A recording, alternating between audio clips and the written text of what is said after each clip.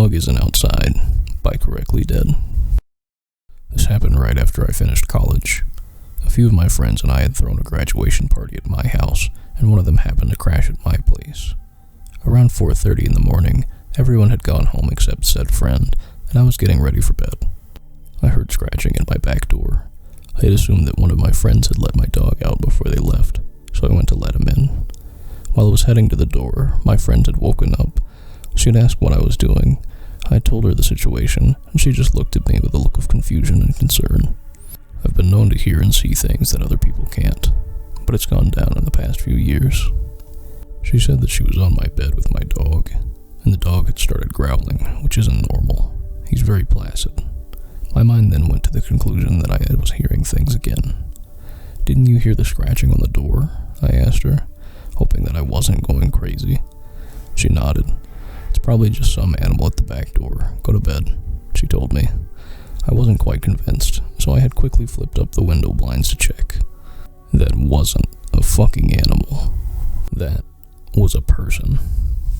I quickly flipped them down, hoping that whoever was out there hadn't seen me. I looked back at my friend, who looked confused. I mouthed that there was someone out there. She ran to my bedroom to get her phone and dial 911.